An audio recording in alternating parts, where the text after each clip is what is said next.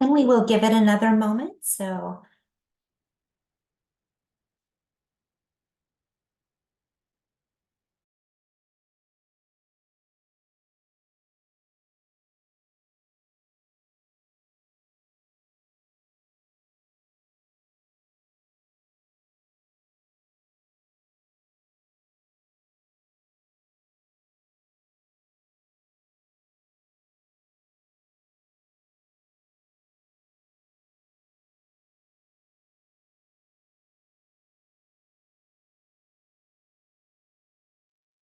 Check my lighting real quick.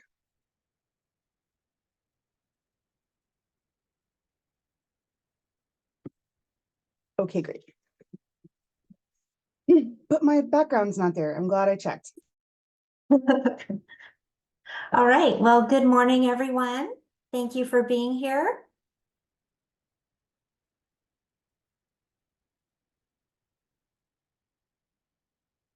I'm showing it straight up 10 o'clock. And so in being respectful of all of your times, we will get started. Just want to say welcome. Glad that you could join us for our listening session today. And my name is Lisa DeBrock. I am the director of the Homeownership Division here at the Washington State Housing Finance Commission. And presenting with me today is Karina Bobar. She's our homeownership manager, Dietrich Schmitz, our down payment assistance administrator, and Emily Northrup, our grants administrator. And we're going to be covering quite a bit of ground today and sharing lots of information. We're excited to be at this point and to start sharing information as we start to develop the program for the Covenant Home Ownership Program. And Matt, go ahead to the next slide, please. So in terms of the agenda, we are going to be talking about a little bit about the Covenant Home Ownership Act. We're going to be talking a little bit about recommendations from the study, how the program will work, and some of the decision points where we're going to want your comments and feedback on. At the end, there will be a Q&A, so please use the Q&A for questions. Questions are definitely welcome. I am going to let you know that we will answer questions at the end. I'm thinking that a lot of what we're going to be talking about and going over, some of the questions will automatically be answered. We will, so in terms of your comments, you're welcome on the program. You're welcome to put them in the Q&A. However, it is a very tiny box. So we are going to be sending out a survey after the fact for everyone on this call so that you can type to your heart's content. We want to give you the time and the space to comment on the program and realize that in the Q&A, it may be a little bit tough to do. So we ask that you keep your comments relevant and civil. And again, let's get started. So Matt, next slide, please. All right, so I know that many of you are already very familiar with the Covenant Homeownership Act. For those of you who may be newer to the Covenant program, this bill represents a landmark bill that was passed through our state legislature and through bipartisan support in 2023. Now, the term covenant, it does refer to those racially restrictive clauses that were used in neighborhoods throughout the state and in every county of Washington, really to keep people out based upon race or religion. So this particular act represents a commitment from our state to correct the injustices due to the racially restricted covenants, and really then to help those harmed to begin building wealth through home ownership. So first off, as it shows on the slide, there is a funding source for down payment assistance. So beginning on January 1st of this year, the state started collecting a $100 document recording assessment on each real estate transaction within our state. And these fees are now being currently deposited into a Covenant homeownership account to be used to fund a special purpose program. Secondly, as shown on the side, there was a study component, and the study needs to be narrowly tailored. So at the commission, we went through a very rigorous RFP process. We hired the National Fair Housing Alliance, along with their partners, Apt Associates, the Fair Housing Center of Washington, and the Northwest Fair Housing Alliance. And this study was submitted to our legislature on March 22nd of this year. And the whole study has been published, all 197 pages, on our website, which you're welcome to view.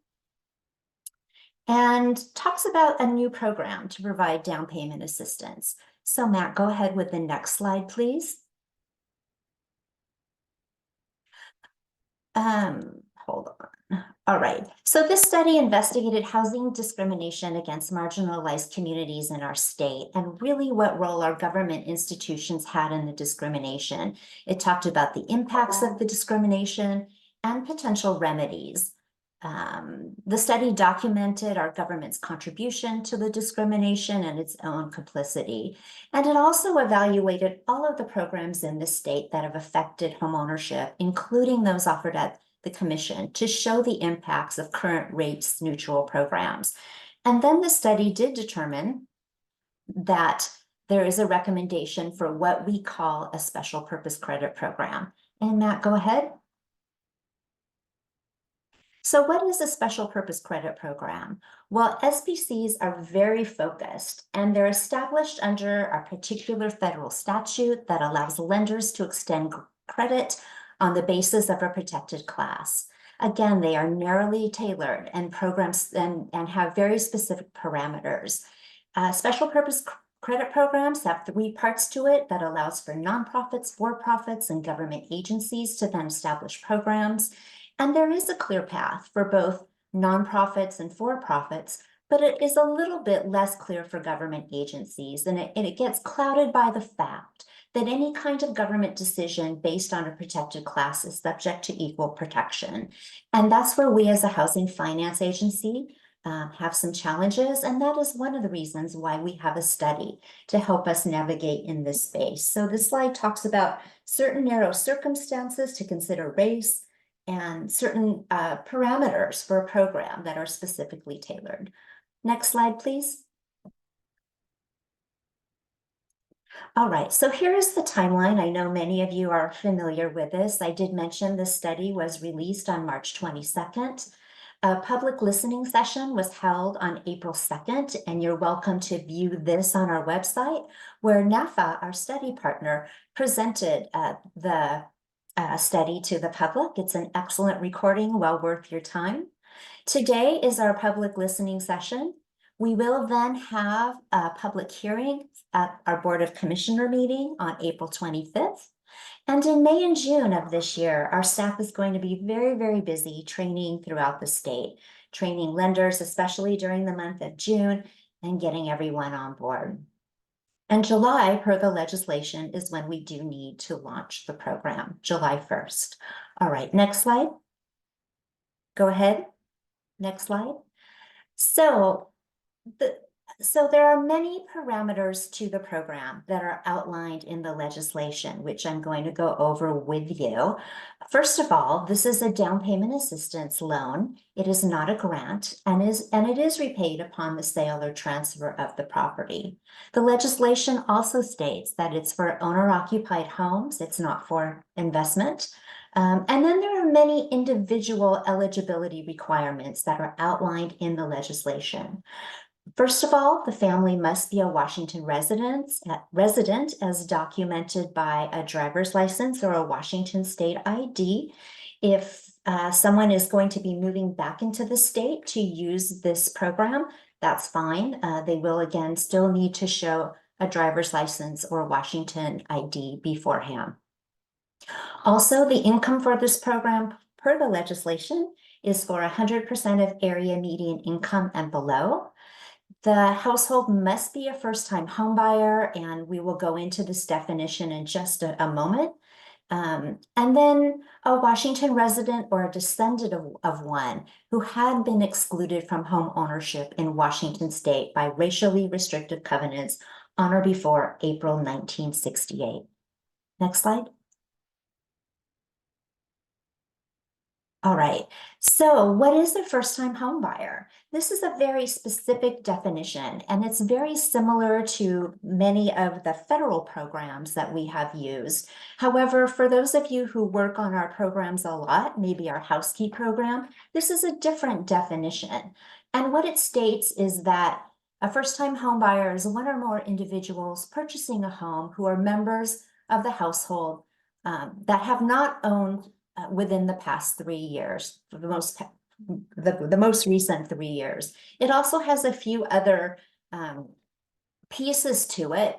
You can have had an ownership interest in a property in the last 3 years under certain circumstances, which include single parents who have owned a home with a former spouse while married, a displaced homemaker, and also maybe you've owned a principal residence that's not permanently affixed to a permanent foundation. That would be okay, as well as someone who has owned a property that is determined by a licensed building inspector as being uninhabitable. So a much more specific definition than what we're used to if you've been dealing with the commission's programs in the past. Go ahead, please. There's also a family history requirement. And again, must be a Washington resident who was a resident on or before the enactment of the Federal Fair Housing Act, or was or would have been excluded from homeownership by racially restricted covenants before April of 1968, or a descendant. So the legislation goes on to say that the borrower is required to show records to document this. And these are specific records and specific proof, including geological records, vital records, church records, military records, probate records, public records, census data, newspaper clippings, and other similar documents. And we're definitely going to need your help on this one, as we do need to show that someone was indeed harmed prior to April of 1960, that they were a Washington resident prior to April 1968, whether that be death certificates, birth certificates, and other types of documentation. Go ahead, please. All right, further parameters. Now, that was what the legislation stated. Now, in terms of what the study stated, it identified the eligible groups who would be eligible for this special purpose credit program. This includes Black, Hispanic, Native American, Alaskan Native, Native Hawaiian, other Pacific Islander, Korean, or Asian Indian. So these groups were chosen both based on historic discrimination and the current homeownership disparities. The study also recommended customized down payment assistance to enable households with incomes between 80 to 100% of AMI to afford a modest cost home in their county. The study also determined that the down payment assistance would be a 0% interest loan, very similar to our Home Advantage program and many other loans that are offered here at the Commission. Next slide, please. The study also had additional recommendations, and these included in the future expanding eligibility to impacted residents up to 140% of AMI, so to a higher income level, and allowing borrowers to reuse some or all of their assistance to apply to purchasing a subsequent home. It also talked a little bit about offering, maybe changing the terms of the program to offer a grant or forgivable loan, and expanding perhaps who might be eligible through studies. All of these will take a legislative change. So these are not things we can do today, possibly things in the future. So we will see. Go ahead, please. And with that, I'd like to turn it over to Karina Obar to get into more of the program details. Karina? Great. Good morning, everyone, and glad you could join us. And I know this is a lot of information to take in, but now I want to tell you how the program will work. We don't have all of the answers today, but let me tell you what we do know. So the Covenant Home Ownership Down Payment Assistance will work with one of the Commission's first mortgage program, whether it's a Home Advantage or House-Key, and the typical normal programs, FHA, VA, USDA, Fannie Mae, or Freddie Mac. And our programs will have no additional credit overlays. We'll be following agency guidelines on the first mortgage.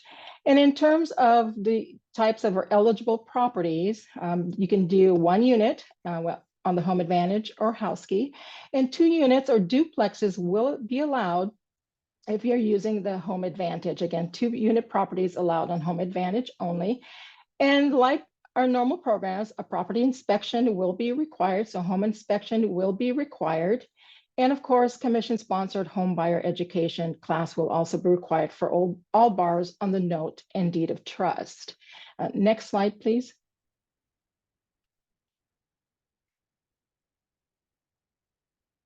Thank you.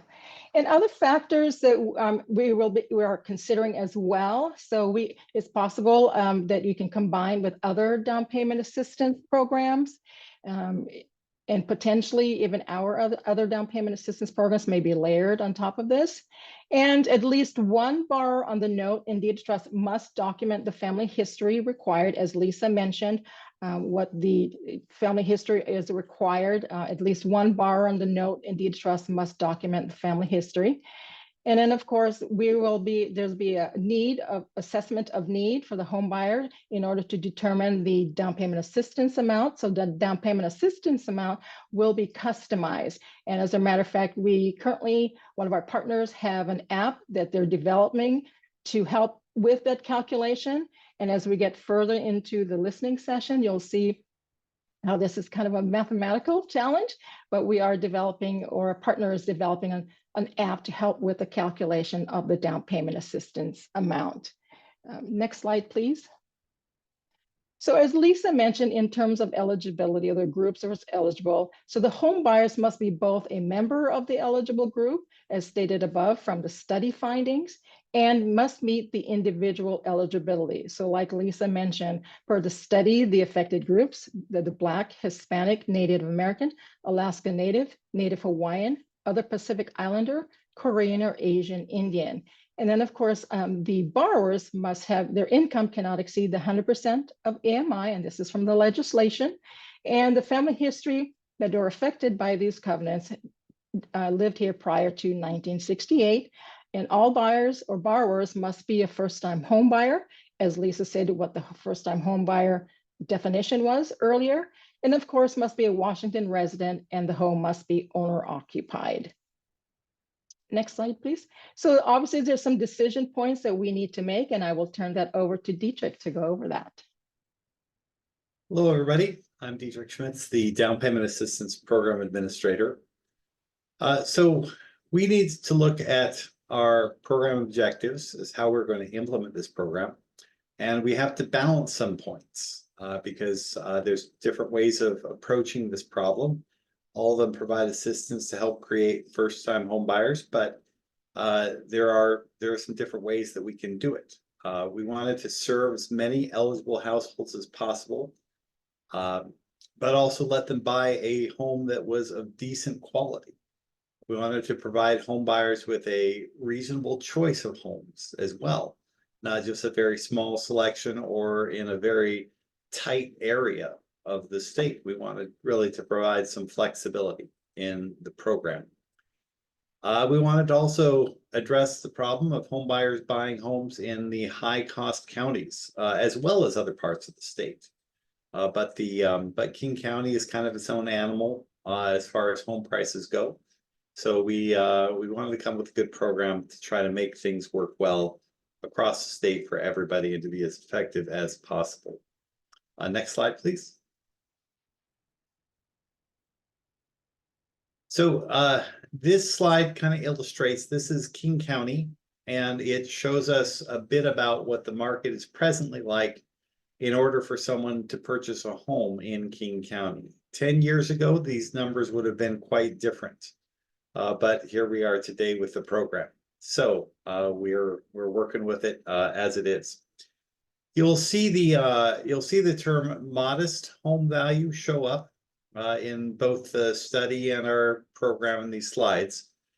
The best way to describe it for that particular term is that in the inventory that is in a particular area, say, Kent or just any part of the state, when we look at a modest price home, we're looking at the lower third of homes available in that inventory. So in terms of cost, it's the lower third of cost. What you'll often find when you're looking at homes through that lens of the lowest third of homes, you are winding up particularly around metropolitan areas, with a lot more condominiums and townhomes than you are a proper standalone detached single-family residence. So you can see from those slides that so that's the modest home value for different parts of King County. The third column in that is the amount of down payment assistance that we estimate it would take for someone to buy a home in that area who is earning between 80% and 100% of the area median income.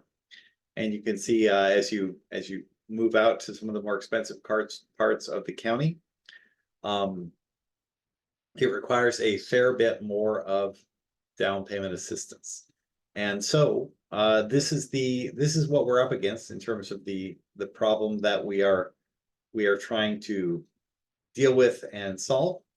And if we just work with the modest home values, that really would not be enough in terms of down payment assistance to really get folks flexibility in being able to choose the amount of down payment assistance they could get in order to buy homes in areas that they wish to live. Next slide, please. So here illustrates one example of, we looked at some listings in Kent just to pull up one area. If we worked with just median homes, so if we worked with just under $500,000, there were a number of properties available for sale, but it is almost entirely condominiums or townhomes. To buy a home with a decent number of bedrooms that was a detached home, which will be what some people want to be able to buy for sure, it's going to take more than a home priced at $500,000 or less. And we're going to need at least $600,000 at least in Kent to buy a home, to actually have people have some options for purchasing a home and not winding up in situations where, because of too little down payment assistance, we wind up confining folks' purchase options to too small of geographic areas.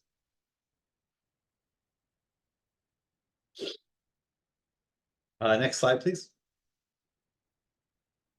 So we're working to customize the down payment assistance around the state, working with both the mid-priced homes and the modest price homes, depending on the area and what kind of inventory it will provide. We need, generally speaking, around the metropolitan areas, particularly King County, to work with more the mid-level homes.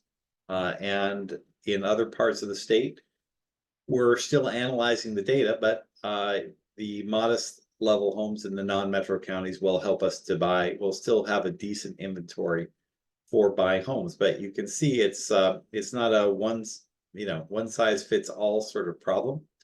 And the calculator we are working on will help to create an amount of down payment assistance offered on each transaction in order for someone to actually be able to afford a home anywhere in the state who makes between 80% and 100% of the area median income. And you may have noticed the amount of assistance that showed up on those earlier slides. It may be a sizable amount of down payment assistance, more so than we have ever offered before. So I'm pretty excited about that myself. But this is just the starting point of it. And as you put the program into place and utilize it and see its results and where it's coming up with people able to buy homes, we will have more feedback on how effective the program is and any adjustments that we have to make within the parameters that we're allowed to, so to make the program a real success. Next slide, please. So with all of that going on in the modeling, we do want to hear back from you guys as part of this session on what your thoughts are on working with that sort of dual model approach between King County being a higher amount of assistance, particularly King, and other areas working with more modest costs. We do want to have the program be able to work everywhere in the state. But we just want to get you some background on that so that you understand that's the approach we're taking. And because it is, this state is not an easy place to buy a home and will require quite a bit of down payment assistance in some parts in order to help folks buy a home, but that's why the program's here. Next slide, please. And Emily, with that, I will turn over to some of the other decision points to you. Great. Thanks, teacher. Thank you. I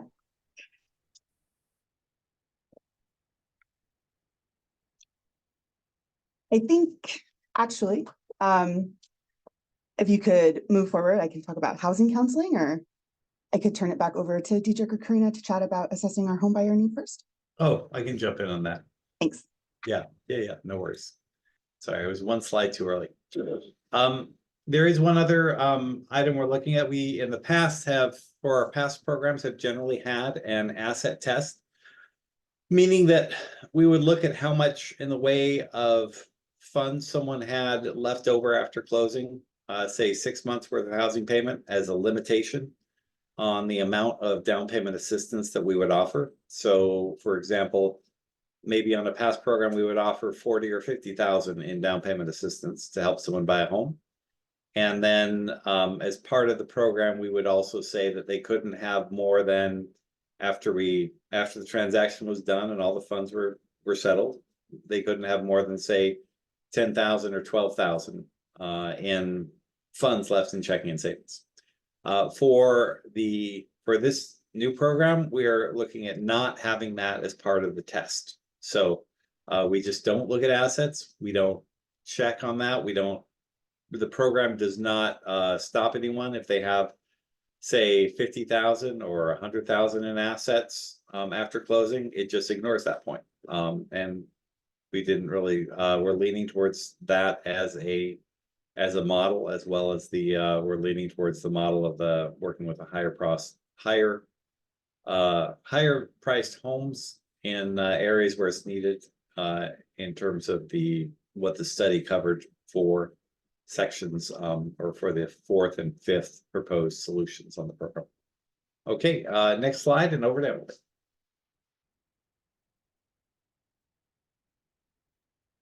Great. Thanks, Dietrich.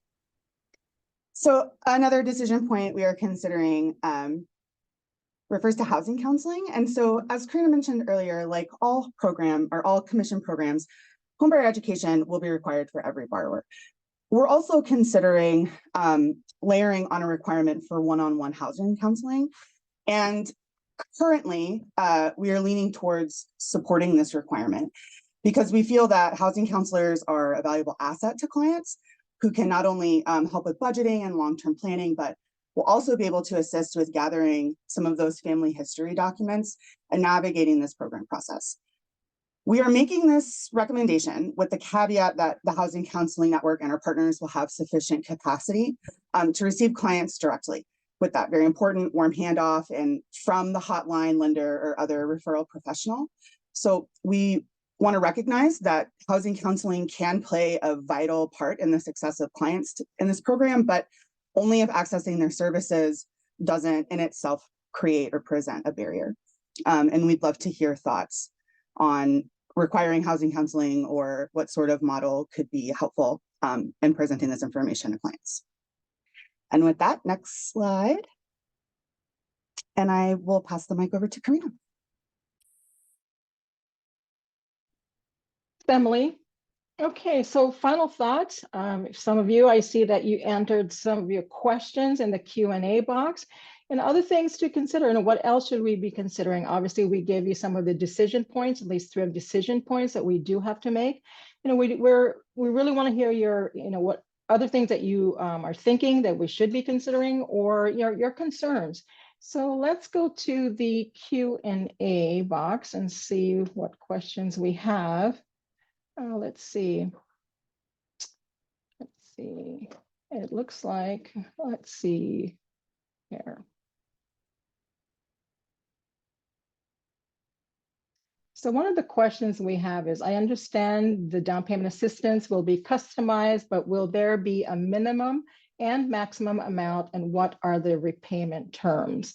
So right now, that's part of what the app for the calculator that we are developing along with our ABT global partners. And that's one of the decision points that we are putting it up to you. You know, it's should there be a maximum amount of down payment assistance. In terms of the repayment, it is a loan, it is not a grant. So as Lisa mentioned, it does need to be paid back when the home is sold or transferred. And in terms of, there's another question in the chat box.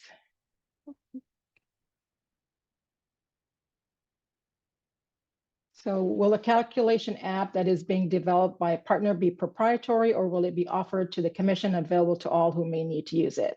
And the answer to that is a calculator will be on our website for everyone to use.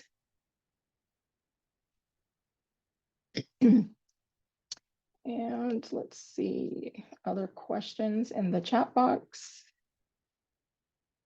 Will there be a lender agreement that will need to be signed before lenders are able to participate? So the program will be available to all of the commission's participating lenders with no extra agreement required. As Dietrich mentioned and Lisa mentioned, we will be doing training for all of our lenders come June. I mean, we don't have all of the answers today in terms of the program, but we do need to launch this program by July 1, and getting input on some of the decision points that we need to make will be also helpful. The other question is for the slides where you are asking for our thoughts. How will you collect that info? Will there be discussion later in the Zoom, or should we be submitting comments on these points? And the answer, a survey will be sent. So if you don't have the opportunity to put in your questions today, we will have a survey link that'll be sent out where you can put your thoughts. You know, if you like the program, why? If you don't, why not? And maybe offer what your thoughts are and how to mitigate some of the decision points that we do need to make. So again, a survey will be sent out to everyone after this presentation. You will have lots of room to provide your feedback and concerns. And in terms of, you know, we're just looking for your questions in the Q&A box. The next question is, will we be told how to teach about this when doing the home buyer education classes? Yes, and that will be part of the training that we are offering as well. Are you considering a special interest rate for this program similar to Housekeeping? And the answer is yes. We'll be looking at a special interest rate for this for the first mortgage on this particular program. Next question is this down payment assistance only for 80 to 100% of AMI? So anyone under 100% of AMI will be eligible for the program, and that is based per legislation. Again, please keep in mind that we are bound with the legislation, and what is was provided in the study. Question we have is, how do we know how much assistance is available? I'm assuming this based on funding. Does this mean those funds could expire?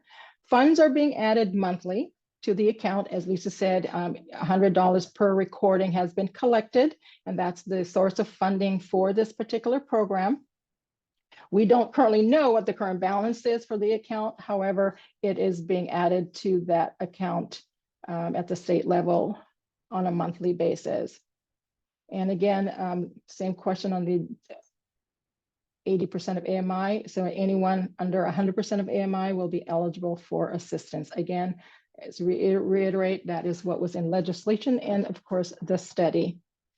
And in terms of we are recording this session, it'll be on our website, and what was our intention in order to record this session was to have it posted on our website.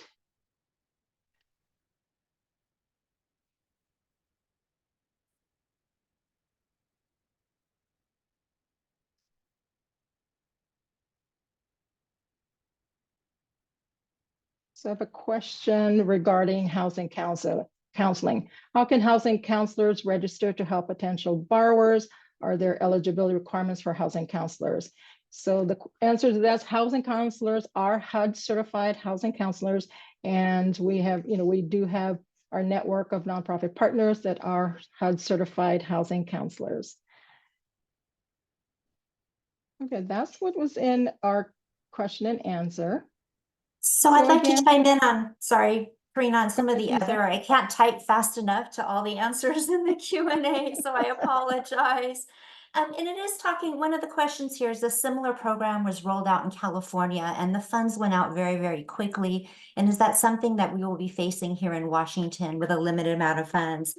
So a couple of things on that. The covenant, the amount being collected is ongoing, which is different from California where they had a limited amount of funds.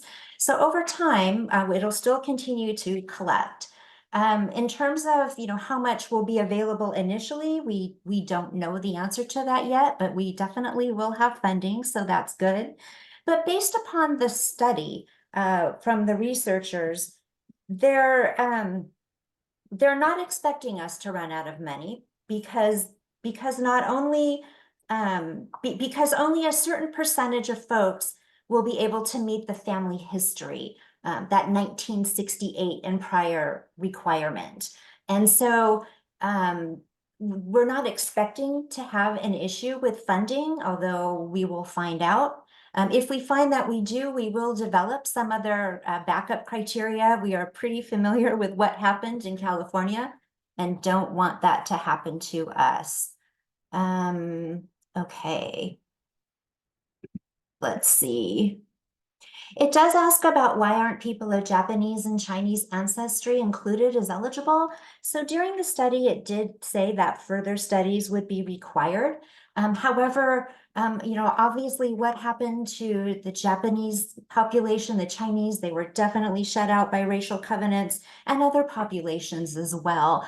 However, based upon what we had in the study, we didn't see the ongoing impacts and the disparities per race, but as compared to white families, as we did with some of the other races in the study. So the study also asked for future studies so that we could dig deeper into some of this data and get more data. But that's why initially not all folks that maybe you thought should have been included are not. So I hope that answers your question. Let's see. Sorry, there's a lot of questions here. So Lisa, I can read some of them. Yeah, go ahead, go Perhaps. ahead. It's getting confusing what I've answered, what's been answered, what I haven't. Okay, I see on one of the questions, Dietrich is typing an answer, so we'll go there. And Lisa, you already answered the California. The other question that came from, it was briefly mentioned in the case when a borrower sells their home or moves out to another home, would the DPA funds be transferable or waiver of first-time home buyer rule for a subsequent home? So again, the legislation and the study says it must be a first-time home buyer in order to utilize this program. Again, it may take a legislation change or legislative change if they're not considering or they're considering waiving the first-time home buyer piece.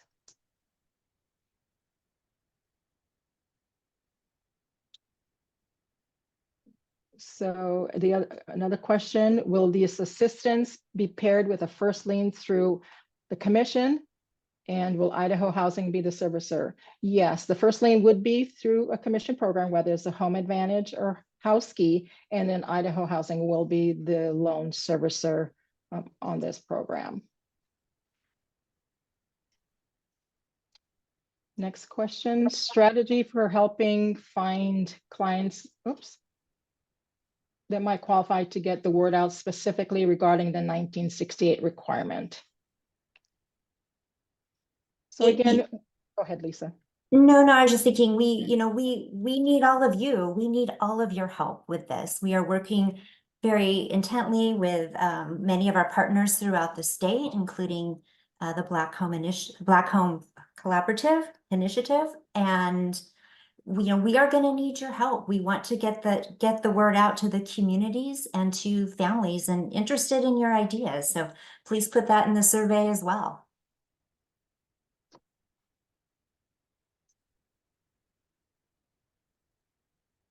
Okay, let's see.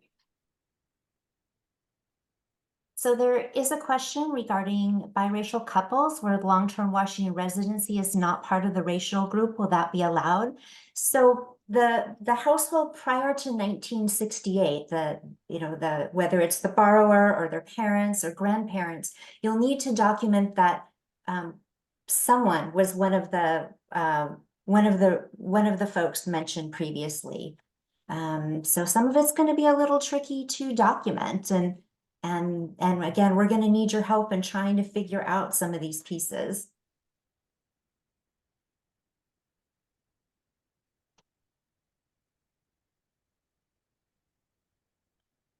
One of the questions is can you give some examples of how someone qualifies for the 1968 requirement? Yeah, okay, so I maybe not the best example, but I went to just my own personal records, and I could see that, you know, on my parents' death certificates that they were that they were from Seattle from Washington State prior to 1968. I mean, it showed. It also I went to ancestry.com and found a whole lot of records on my family that I never knew existed. So it can be done. But I do know that birth certificates, death certificates, if someone was born before the deadline, that will show it's in Washington State, that will work. Again, the same is true for parents, grandparents, because you need, if you're a descendant, that works as well.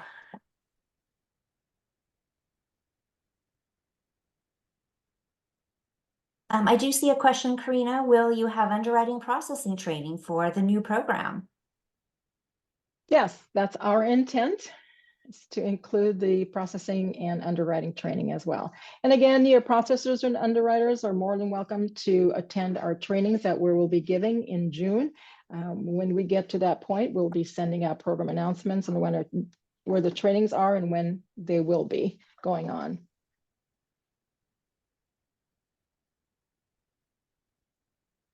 Okay, I don't see any more questions.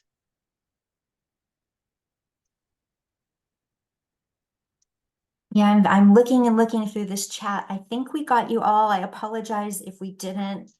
You're definitely welcome to reach out to myself, Karina, Dietrich. Oh, I do see a new question. Does a lender have to already have a SPC plan in Washington? No, so this goes through a network of participating lenders. The commission is the one who has the SPC plan and has done the study. So it will apply to all of the commission's programs through the commission's network of participating lenders. Thank you for all these good questions.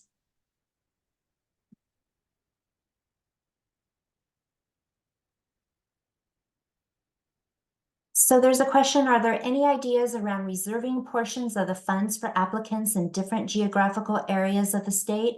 So if there are, if there are concerns about not having enough funds, if we get to that point, we may have to look at plans like that. At this point, we do believe we will have enough funding to cover families initially as they come in, but again, that could change. So we have had a lot of experience with, allocating funds throughout the state with limited programs if that happens to occur. But today we think we're going to be okay. We will know really soon. So we appreciate the question. So what will the term be? 30 years? Payment monthly required? Will we follow TRID guidelines? So the term we're looking at 30 years. Lisa, I believe it's going to be payment deferred. But yes, you will have to follow TRID guidelines when it comes to community second. So I do see a question, is identity proven by self-attestation? Sometimes membership in a race, ethnic, national origin could also be hard to prove. And yes, Sarah, we do agree with you. Some folks are going to be very hard to document. Unfortunately, per the legislation, we do need to show records of self-attestation in and of itself will not work. So we are looking, I can tell you, we have been working with the Department of Health on getting different vital records. We're reaching out to different associations to see, because we can accept church records, we can accept newspaper clippings, as we stated earlier, we can accept other alternatives. And some of this is going to be challenging, and maybe that's a good place where a housing counselor can really fit in and help, but we're gonna have to be working with boots on the ground to help us with some of these. So not the perfect answer, but please know that these are things we've been really thinking hard about at the commission. I see, can this program be used to purchase a home on leased land, such as the community land trust? Yes, absolutely. We work quite closely with the land trusts, and I'm excited to have the land trust as one of the potential property types. Let's see. Go ahead. Will the commission move away from using a traditional real estate agent? Can agents get certified as a housing counselor via HUD? So no, we're not moving away from using a traditional real estate professional. Obviously, we do need help with the real estate professionals. Sometimes you are the first point of contact with the potential home buyers and using this program. It is, in terms of, oops, forgot to see the question. Maybe Emily can address the HUD counseling piece, or how to become a certified housing counselor.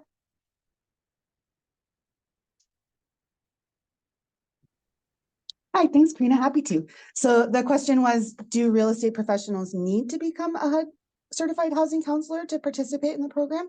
No.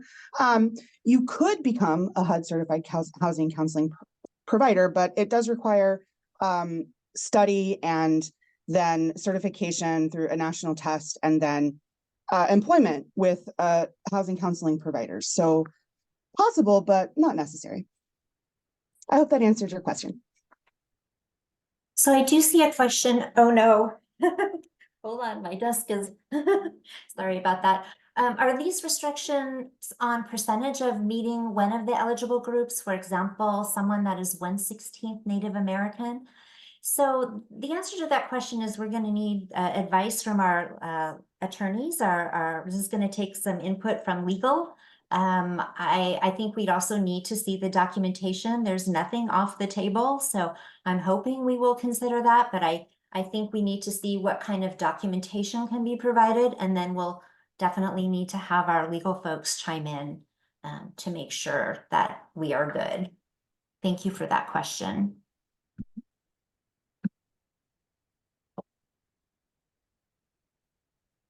All right, other questions? You guys have wonderful questions. I really appreciate that.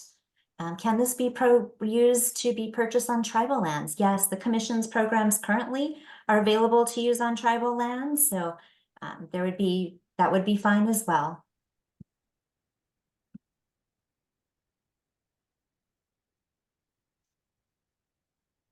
All right, other questions?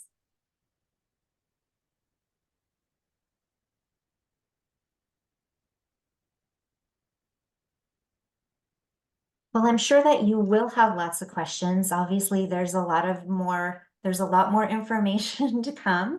You keep your scenarios coming. Karina, go ahead.